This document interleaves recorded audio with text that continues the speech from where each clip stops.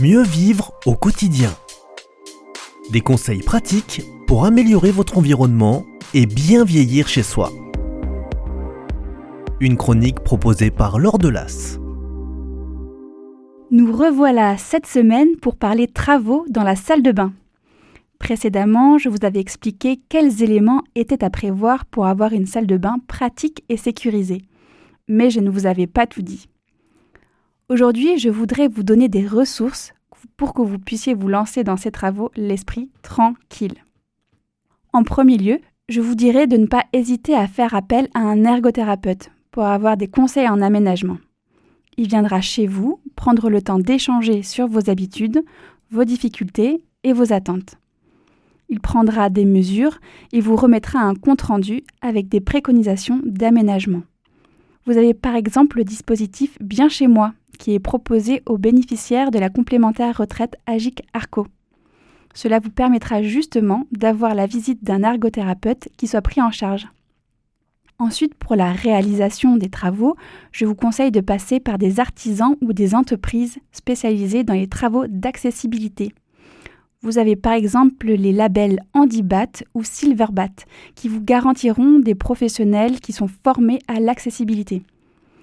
Vous avez également des plateformes Bonjour Senior ou les pros de l'accessibilité qui peuvent vous mettre en relation avec des artisans locaux.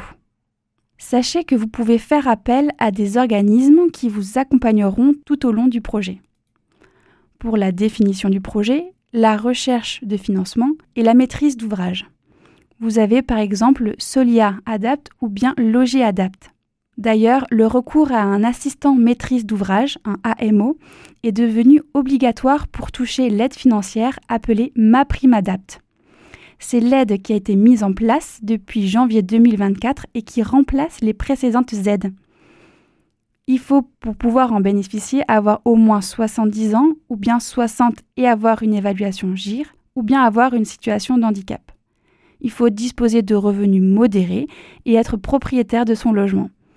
MaPrimeAdapt pourra alors financer 50 ou 70% des travaux en fonction de vos ressources.